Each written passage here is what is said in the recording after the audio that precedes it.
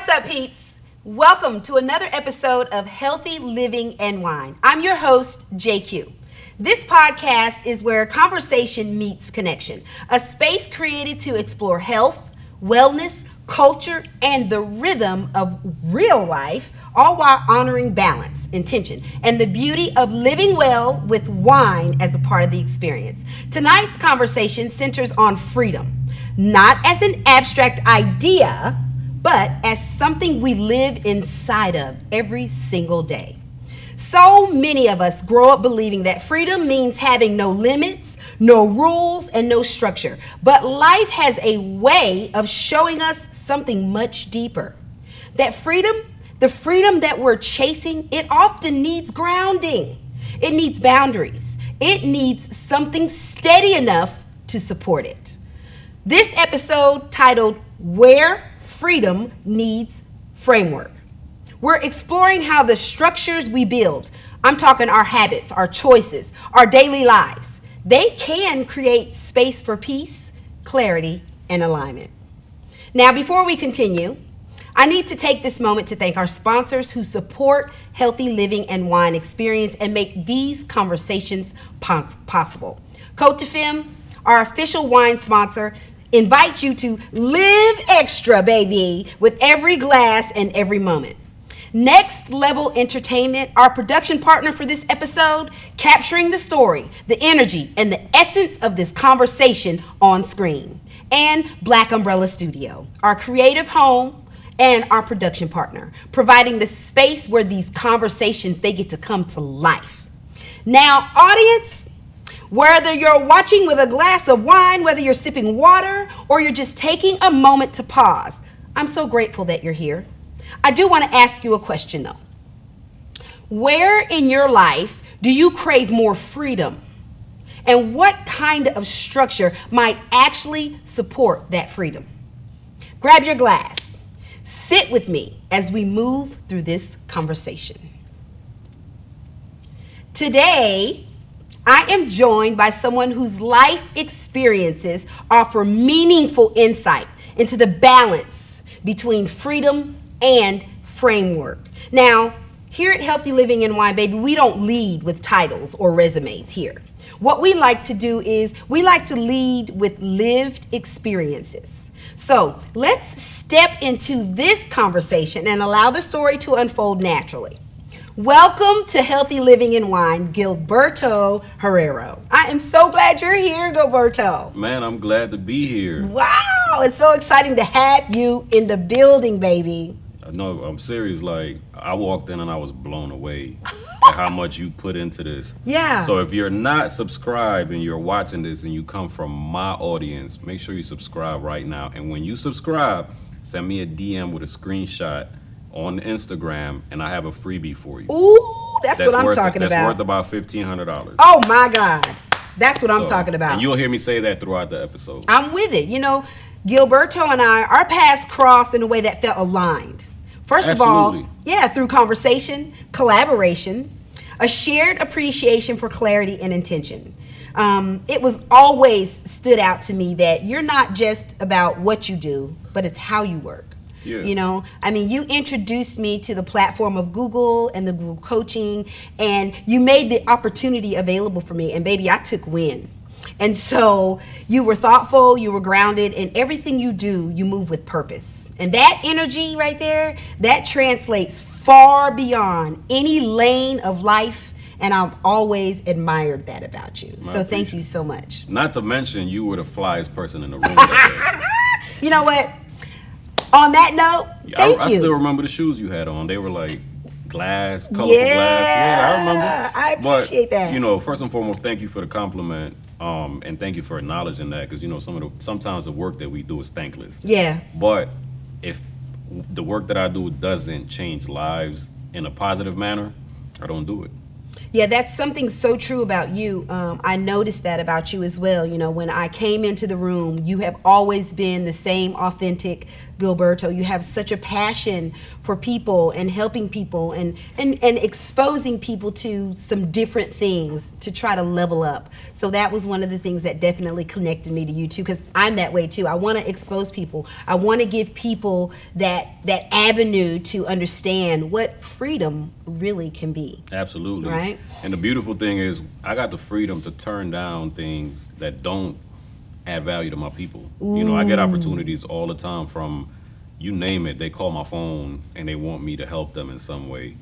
But I got the freedom, and I also have the leverage to, to negotiate on my terms. Yeah, So that's great. absolutely. You know, when people hear the word freedom, a lot of people think that it means fewer responsibilities or it means fewer rules. But thinking back over life, was there ever a moment when you realized that freedom without structure did not actually feel freeing? Absolutely. So I take you back to, first and foremost, I wasn't born in this country. Okay. I'm from Panama, and oftentimes some people will say, you know, the Panama City, Yeah. Florida. I'm like, no, the country. Right? So yeah, I'm from Panama City, Florida. So it's in Central America. My grandmother and I came into this country on a visiting visa. We came here legally, Trump. Okay. So, but we overstayed our visa. I was young. I didn't know anything about that. It wasn't until I went to high school and I started wanting to do things like get a job after school, start applying for college, and just do teenager stuff like get a driver's license. And I couldn't do any of that. At that moment, I realized that I wasn't free. So I was free to a certain extent, but I didn't have the privilege to do a lot of the things that normal people could do. Ooh. So I had to pay thousands of dollars for that freedom. So, and it's a freedom that most people in this country take for granted because they were born with it. You know, what you're describing is actually what, like you said, most people experience quietly. Most people don't. They chase that freedom. They expect it to bring them ease. Just like you chase trying to get here, expecting just getting here would bring you some ease, only to discover that that ease comes from what they intentionally did not put in place. There's no control, there's no care, there's no limits. Absolutely. You know, so that brings us to the heart of this conversation, because when we think about freedom, freedom isn't grounded. It can't even feel scattered. Sometimes freedom can feel like it's scattered, or that it's like an overwhelming thing. But when we think about freedom, it has a framework. It can be sustainable, right? Absolutely. But it has to be something that we have to actually live inside. So when we're thinking about freedom, especially as it becomes part of your foundation, it's your daily habits, it's your boundaries, it's your daily choices, it's how we quietly shape what we move through life. When you think about that, most people, you know, outside of the freedom of being able to wake up and do what you want, people think it's a freedom of choice. They think, you know, oh, I'm free because I can move where I want to move. Oh, I'm free because, you know, I can go to whatever grocery store that I want to go to. But they don't talk about freedom as being the overwhelming when there's no structure underneath it. Absolutely. You know, there's no framework. Freedom then turns into chaos. A lot of times. A lot of times freedom turns into chaos, because then when you do have too much freedom and there's no structure, then you have a lot of decisions that have to be made. You have no rhythm, there's no anchor, and then that's where the overwhelming feeling comes, right? Yeah.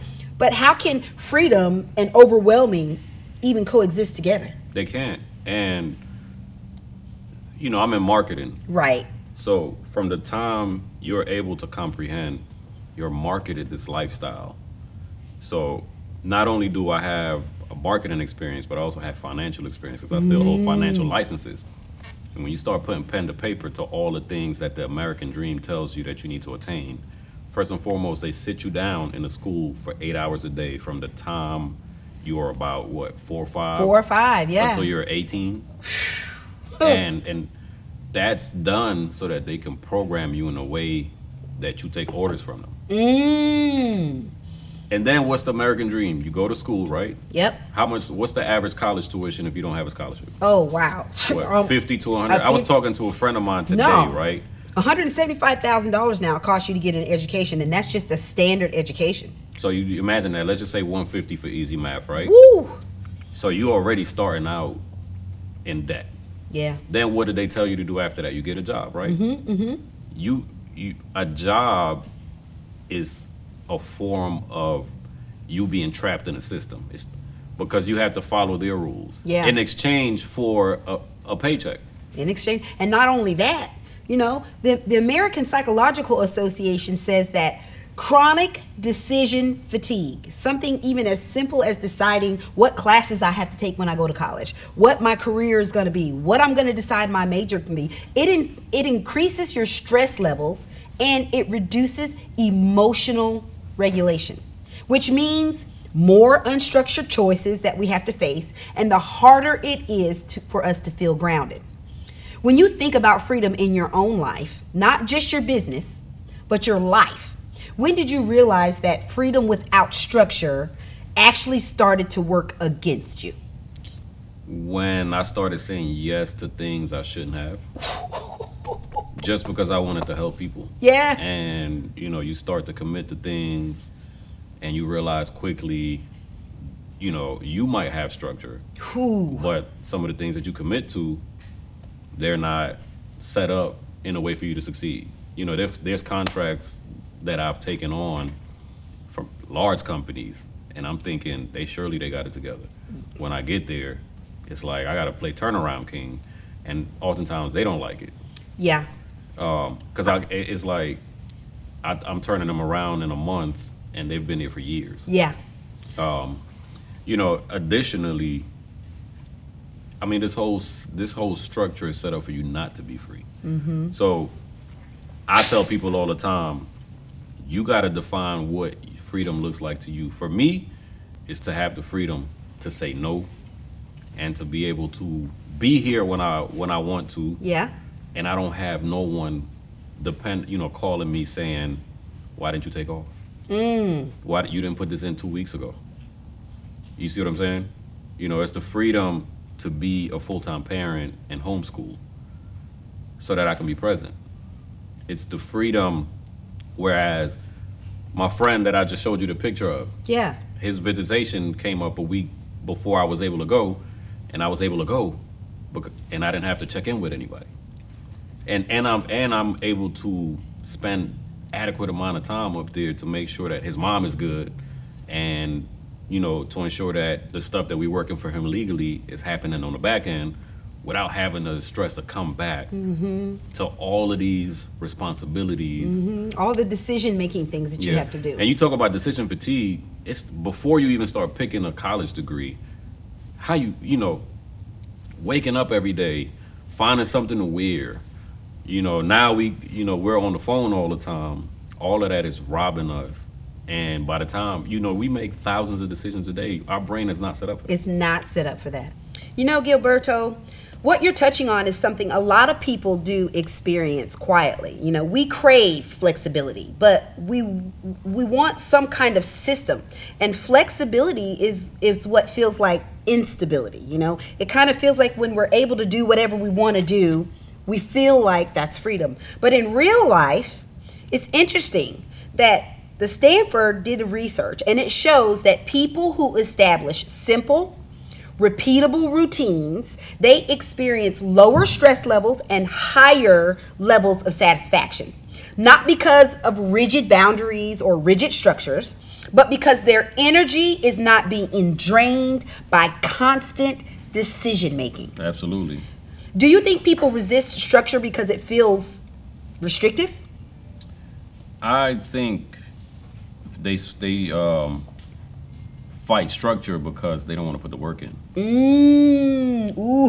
So that's another level of freedom that people don't associate freedom and work together. So we live in a society where people want instant success. Yeah, instant gratification on everything, right? Absolutely. So, something as simple like I used to be overweight, right? Mm-hmm. And it took me years to get to the point where I wanted to be. Okay.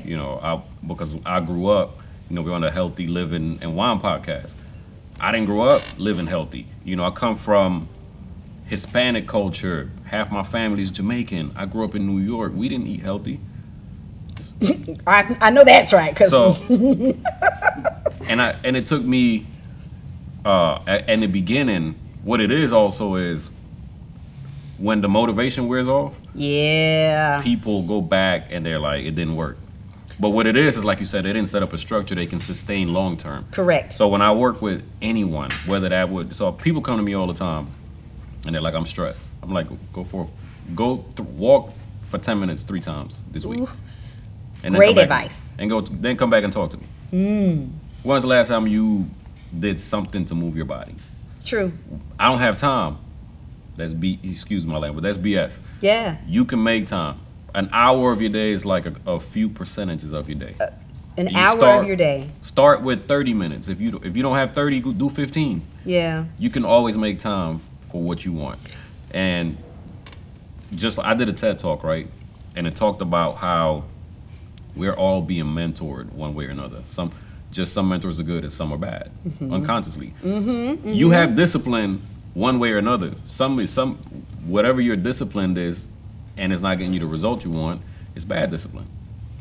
So we're disciplined, but oftentimes we don't want to break that cycle because it's hard to look in the mirror and face ourselves sometimes. That's real. A lot of people confuse discipline and structure, and they feel like it's too much control, until you realize that discipline and that structure, it's actually a form of support. Absolutely. Sometimes we even confuse structure with limitations. But when it really boils down to it, that structure, that discipline, it's all about really protection. And when we put the discipline in place, and we put the focus in place, we put the structures in place, all of those things are systems. Absolutely. They're not rules, but they're ways that we relieve stresses in order to gain that freedom. In your experience, what is one everyday habit or system that changed your life? Waking up at 4:30 a.m. Wow. Waking up at 4:30 a.m. and getting my prayer on and then head straight to the gym. Whether it's 10 degrees or 100 degrees. Every day? Every day. I'm the same way. It's like I have to have that morning ritual routine. And when that is off, everything else is off. That's powerful. When your mind isn't in overload, it can actually be present. And I think that's what rituals somehow help us do. It's wild how something so small can create so much breathing room for us, And people, not to cut you off, but people ask me all the time, like, why do you do that? I'm like, I got to do something for myself before I start pouring into others. Yep. So, and by the time you're waking up, I've already had my time in prayer. I worked out for an hour, gotten dressed, had my cup of coffee and read a book or learned something before it's 8 o'clock. Yeah. I think people also miss the mark that it doesn't necessarily have to be 4:30 a.m. No, what they need to understand, it's that the ritual has to be consistent and it has to be structured. Harvard Business Review found that people who reduced their daily decision load and incorporated a daily ritual experienced greater clarity and emotional balance. And that directly impacts how we show up in relationships, health, our personal goals, and our freedom choices. Absolutely. I'll give you another example. You notice I only wear blue or gray? I do notice that. And Tonight shirts. they were asking me, I was like, I know it's probably going to be a dark something and it's going to be a suit because that's pretty much all I see him wear. You know why I wear suits? Tell me. Because I don't have to pick clothes out. The suit Less and the pants choices. come together. And then I got a white shirt, so I don't have to think about what to wear. Oh my God, I love that. We got to cheers up on that. Oh my God. So a lot of people think it's like, oh, he's trying to be. No, it's easy. Instead of trying to find a whole outfit, you know how much time that takes? I do. Decision fatigue. I do. Decision, which is why I have a stylist, because at the same time, I'm a wardrobe, non-decision thinking person. Yeah. And when it comes to what I look like, I know what I want my image to be. but I don't want to have to be in brain overload at deciding how to put it all together, you know? Do you think that we oftentimes glorify being spontaneous and flexible, but struggle to commit to systems? Yep. Most of us, we act on impulses. Yeah. So we're not thinking. So most of us don't plan ahead. We wake up and it's like, oh, 911, I got to do this today. I have people around me that want to be in my program, and when I see that they're not disciplined, that's one of the questions on my form. I ask them about like their daily routines, and if they don't have a routine, they automatically can't book a call with me. Ooh. Because I only want people around me who are disciplined enough in their life. Because I know if you're disciplined in your life, then I know you'll be disciplined enough to make what we do together a priority, and you'll plan ahead, and it'll be on your calendar. Yep. And we will get the best results. Yep.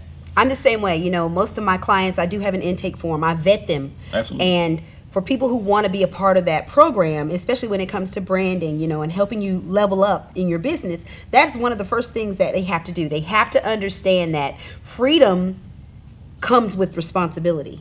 And if you are not already a disciplined person, then you probably are not going to be successful in my program, because you got to have discipline in order to have freedom. And although freedom sounds really good, it's not going to be great unless you understand the responsibility. And that's actually what makes freedom livable. Absolutely. Structure is not our enemy, but avoidance is. And not even just that. I deal with people all the time. I do a lot of mentoring. 90% of the reason why, in most cases, when I'm dealing with a child that's troubled, is the fact that there's no structure. You start putting structure in place and boundaries and limitations, you start to see that child, turn into something great. Yeah. Because that's a must. That's a must. We had a boxing program right before the pandemic. Okay. Because the kids asked for it.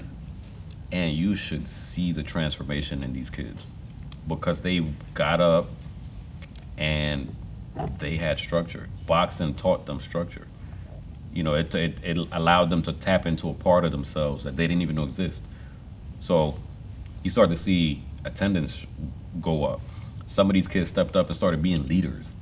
And you start to see overweight kids, become fit and finally get to the point where they like themselves. Yeah. All because we started implementing structure. Yeah. It's becoming clear that freedom doesn't disappear when structure shows up. It sharpens, it stabilizes, and it gives freedom somewhere to land. And when the framework fits, freedom finally feels safe. That leads us right into the next level of this conversation, because once we understand how structure supports freedom, the next question then becomes boundaries, right? Absolutely. What we protect, what we prioritize, what we stop carrying that was never meant to be ours. Once we start talking about structure, the conversation has to always then lead to boundaries, because structure without boundaries is still very leaky. It's not freedom. You can have good habits, solid routines, and strong intentions, but if you don't have the way to protect them, they will collapse under pressure.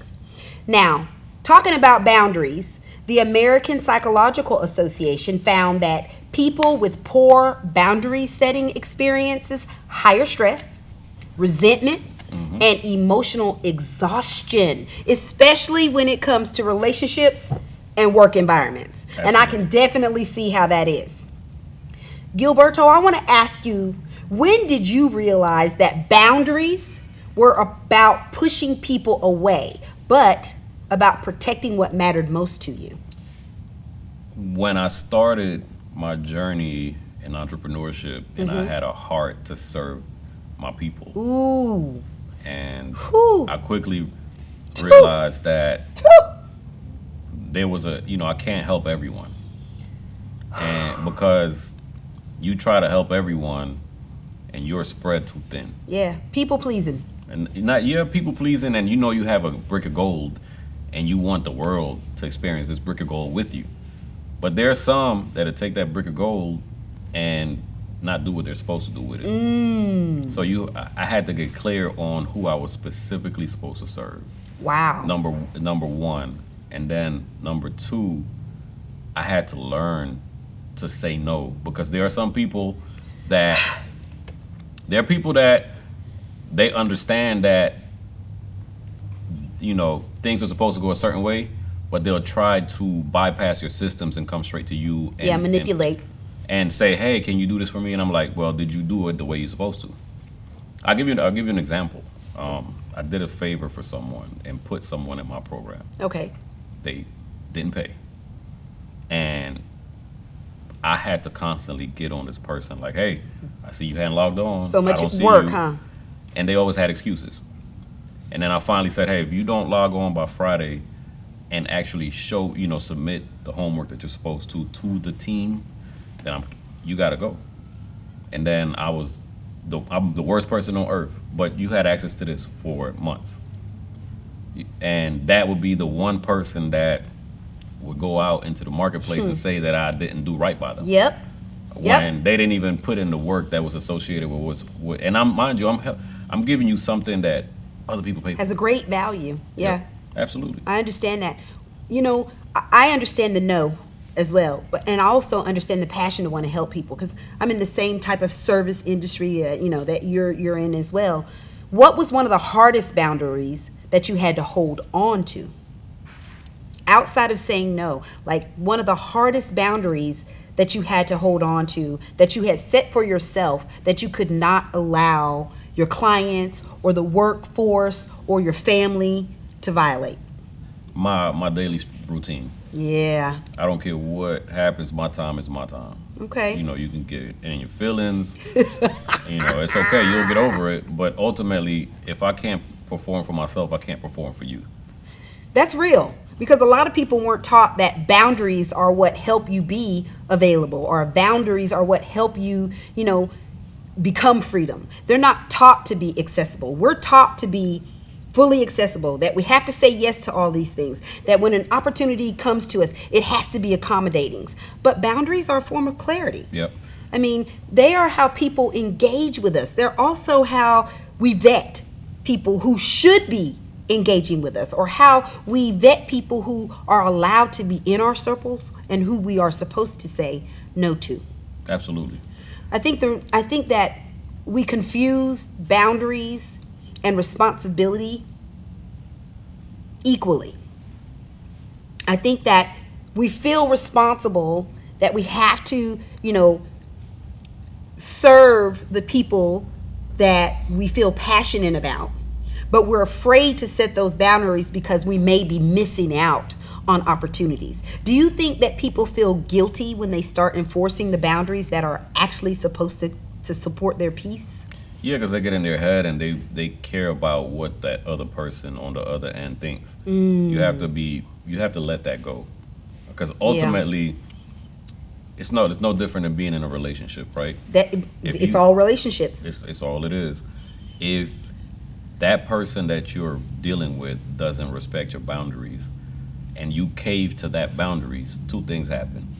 One, you're gonna feel guilty because you caved, and then two, that person sees, hey, I got them to cave. Now let me see what else they can cave to, and they'll take advantage. That guilt runs deep, though, right? Absolutely. Especially when we've been rewarded for overgiving. We're afraid of boundaries. They think it'll cost us the connection or the relationship. And what we often do is we create unhealthy communication, unhealthy connections, and boundaries that just don't exist, which is then why people think they can try us, they can manipulate us, and then in turn, we become emotionally unstable. Absolutely. Here's the tension, though.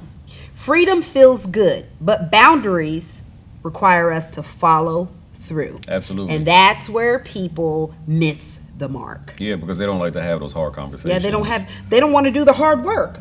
I mean, a boundary is a follow through. The follow through to saying no is really not doing it, right? And the fortune is in the follow through. The fortune is in the follow through. Have you ever had to choose between keeping your peace and keeping your boundary, and what did that choice teach you? That's a great question. I got to think on that. Ooh. Because I'm always going to choose my peace over anything. even if it burns a relationship. Have you always been that way though? Has there always been a place in your life where it was always peace, or were in the journey of your life some things that maybe taught you the difference between choosing the peace and choosing the boundary that keeps the peace?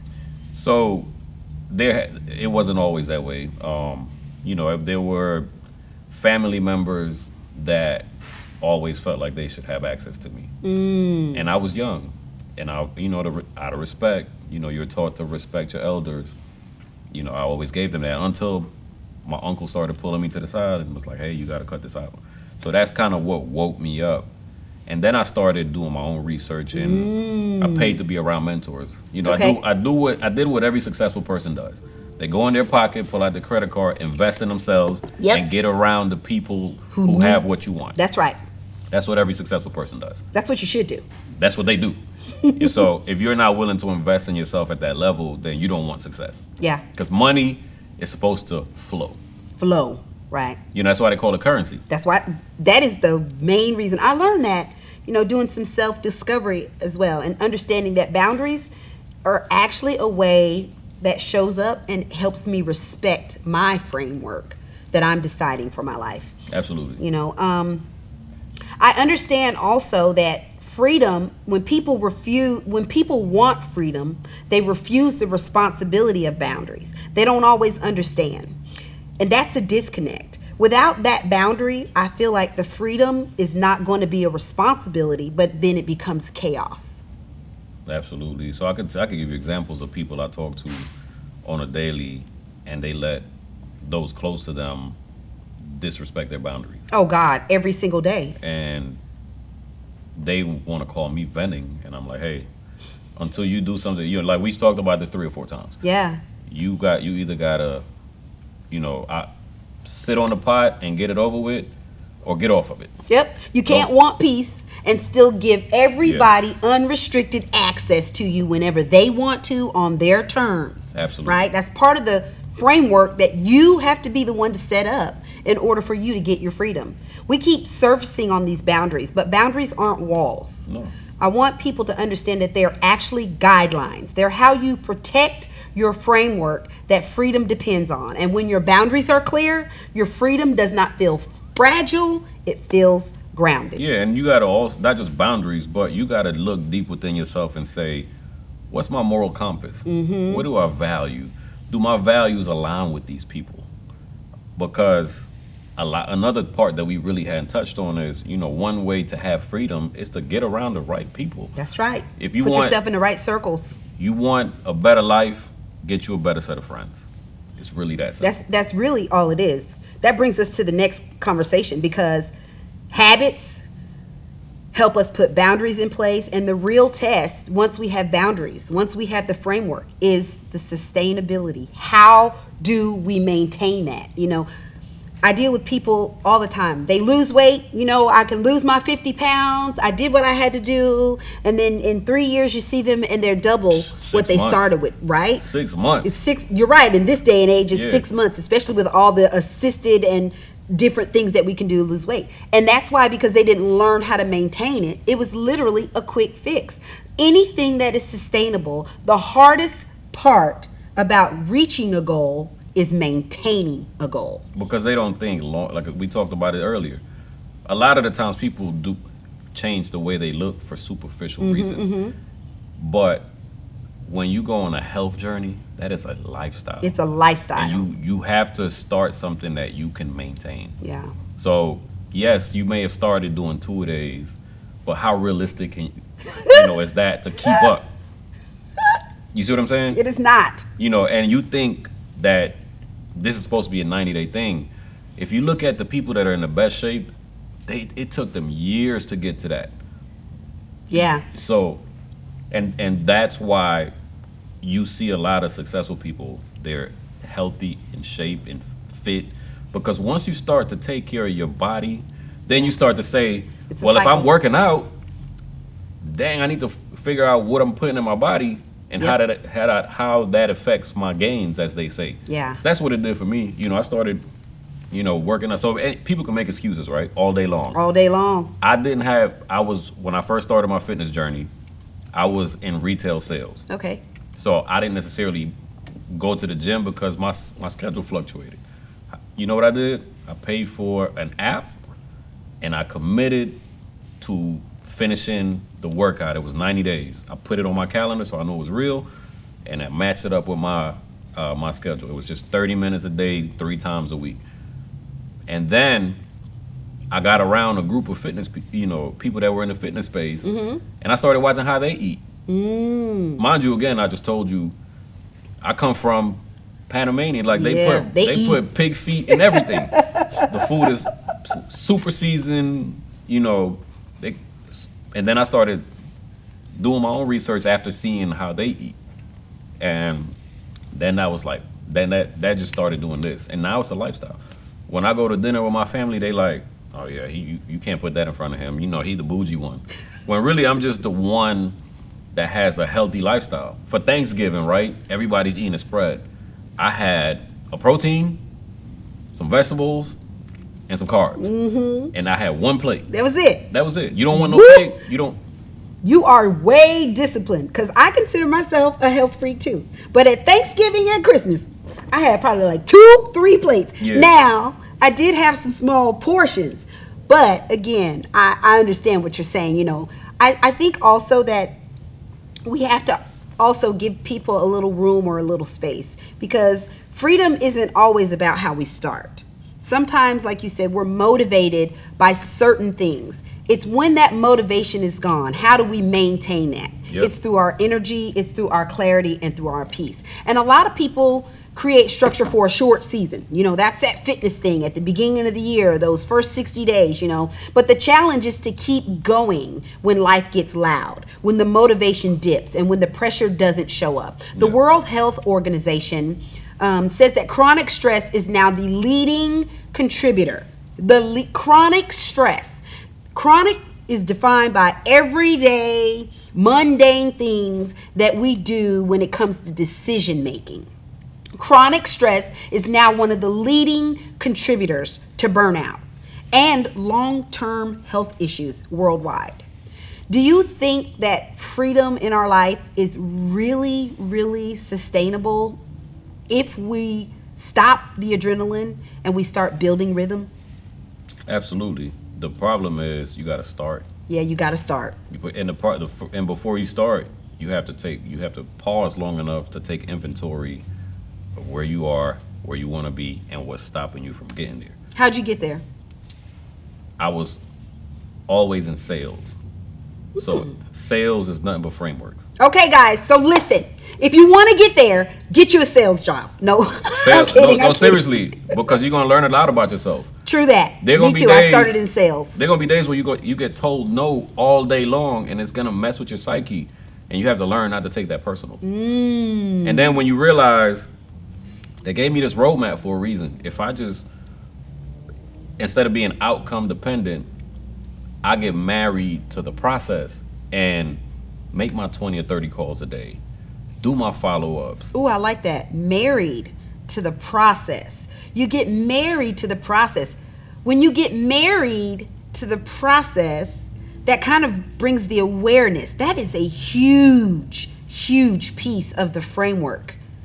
Absolutely. Ooh, that's big. So you start to focus on not the destination, but the actual journey that you're taking. Yeah. And it's not going to be pretty. That's the problem. You're going to have to, take L's and hits consistently. Like, yeah. I've been up, lost it all, had to work, rework again.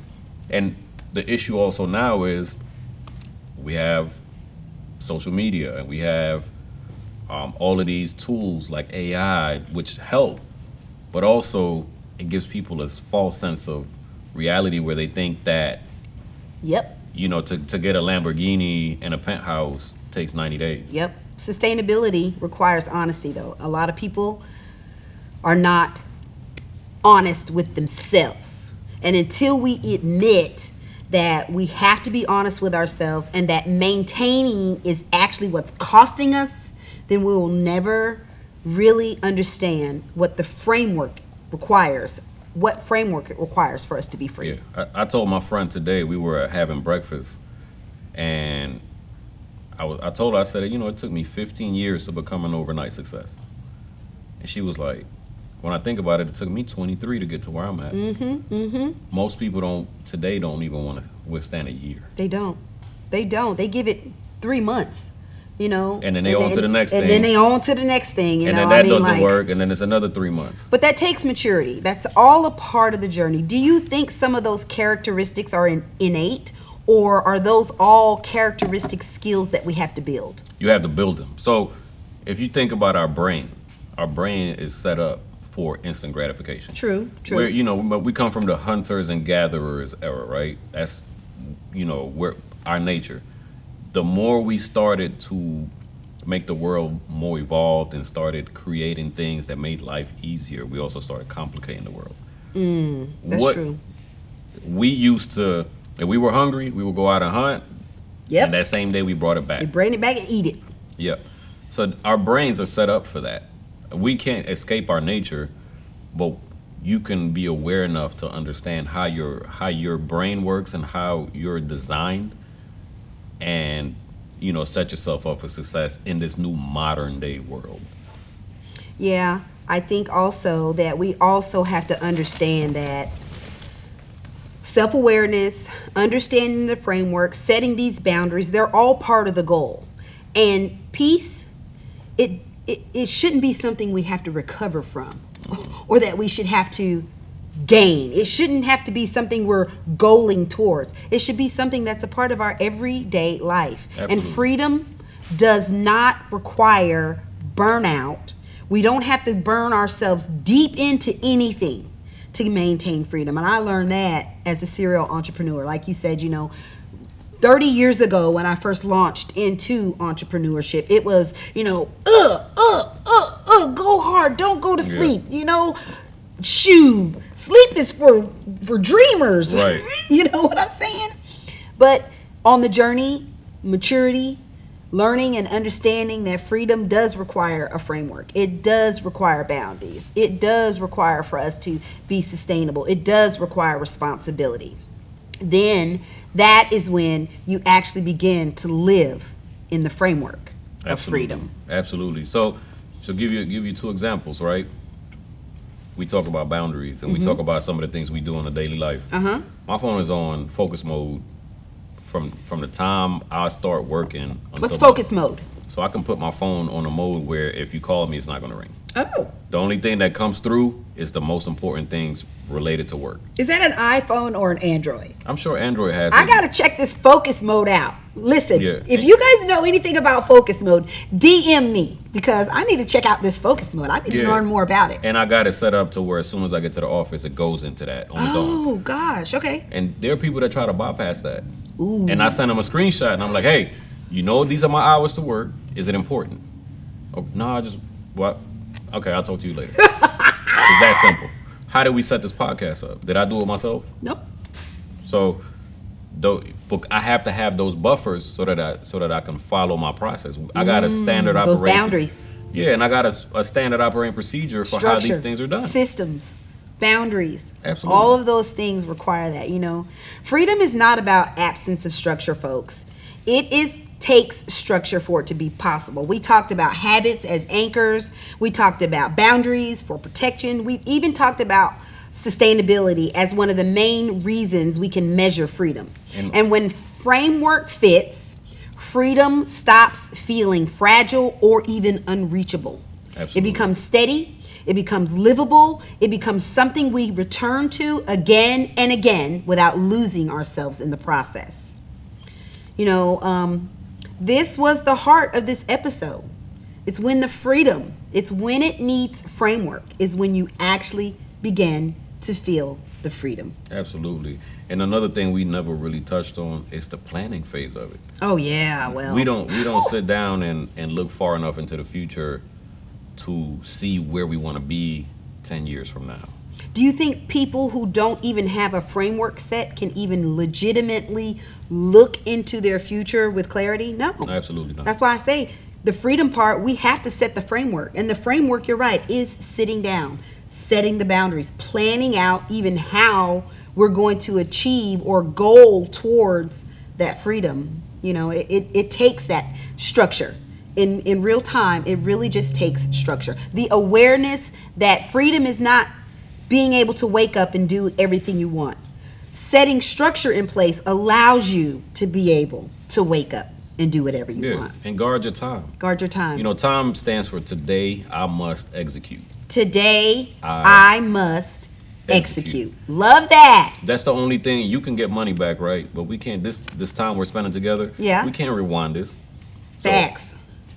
Are we spending the time wisely and putting it towards the progressive realization of the worthy idea that we want to build upon? That's all success is success is the progressive realization of an idea that you deem worthy. It's really that simple. Successive progression of an idea that you deem worthy. Absolutely. Ooh, I'm adopting that. Yeah, and it didn't come from me. It came from, I want to say, a guy named Ralph Waldo Emerson. Oh, you know what? It did. So now that you said it. So if you're working towards that goal that you want to reach every day, and it doesn't take a lot, you know, like small steps. Of 2-3 hours of deep work beat 8 hours of you procrastinating all day and taking 3 bathroom breaks and going on a smoke break and then procrastinating some more. And then the last hour you try to cram. Yeah, that's true. Turn off the distractions. Yeah. Because ultimately those distractions are going to still be there, but your shot at attaining what it is that you want probably won't be there. Wow. How many shots have you missed out on because you weren't prepared and you didn't do the work? I know there's been opportunities that have come my way years ago, and it's like, dang, I wasn't prepared. There was opportunities that came my way probably last week. I don't even have to look as far as last year. I could literally look last week that, you know, and transparency.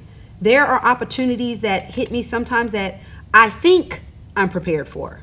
But when I understand that I have to become aware, I have to put those structures and those boundaries in place, then I'm ready, and then I can feel free enough to jump on those opportunities without having the overload of brain and decision making, right? Yep.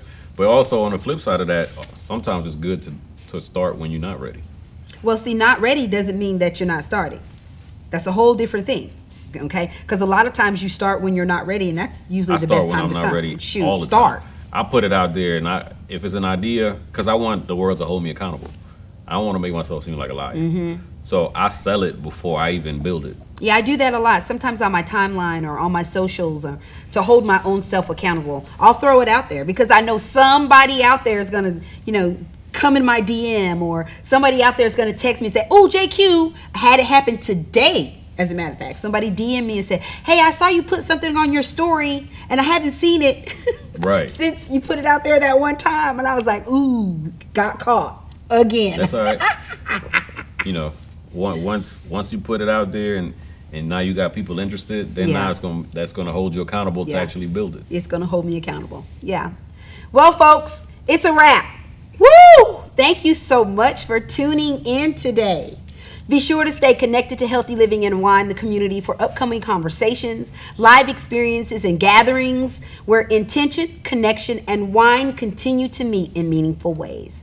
Gilberto, thank you so much for coming today. I appreciate you being here, bringing your personality, your presence, and your lived experiences into this space. You know, I truly appreciate you for sharing the conversation with us, for being open, honest, and authenticity. Is there any final thoughts that you'd like to leave with our audience, and also let them know how they can connect with you? Final thought: if you're not subscribed to this channel, make sure that you do so. And just as I told you in the beginning of the episode, if you come from me and you subscribe to the channel, send me a DM with proof that you subscribe, and I will give you one of my courses that is worth $1,500 on how to set up automations for your business that can save you at least 10 hours a week. I'll give you that for free just for subscribing to my friend JQue's podcast. Yes. If you want to find me, if you just look my name up on all social media platforms, Google him, baby. Gilberto Herrera, Gilbertoherrera. You'll be able to find me. And when you do find me, don't just find me and follow me, like send me a message and let me know you came from this podcast so that we can build a relationship, and I may have something for you. You never know. I know that's right. To our audience, thank you so much for watching, listening, and being a part of the Healthy Living and Wine community. Your presence is what makes these conversations matter. And if this episode resonated with you, please like, share, comment. I love hearing your reflections, and we want to keep this conversation flowing, right? Be encouraged that healthy living and wine can coexist beautifully when balance, intention, and moderation are a part of the pour. So, let's get ready to toast up out of here, right? Do you need to re-pour? No, I think I'm all right. Oh, no. Come on. We got to re-pour, baby. Yes, y'all. Let me tell you, Gilberto brought this fit vine, and it is actually very delicious. It's a Cabernet Sauvignon, one of my favorites. I am drinking Mama tonight. It's a non-alcoholic choice. She's one of our wine sponsors, and baby, I do not miss the alcohol because this right here reminds me of real wine. Mama, you're going to have to get her some alcohol next time. She got me drinking this whole bottle by myself. And she's no over worries. here. I will be partaking soon. Got you. All right. Can I say one more thing? Yes, please. So I have a free training as well that anybody can watch. Okay. If your business is at 6 figures and you want to scale past 6 figures, if you go to profitableprotraining.com, there is a free training that I give you. You know, all you got to do is click the link to watch it. It literally gives you a step-by-step process on how to get past 6 figures to 7 and 8 figures in your business. Profitable to pro. Profitableprotraining.com. Profitableprotraining.com. We'll make sure we include that. Make sure we send it out to our listeners as well. Thank you. You're welcome. All right, let's toast up. Here's to freedom that feels supported, lives that feel grounded, and conversations that are worth savoring. Cheers. Cheers. And thanks for listening, guys. Until next time, bye.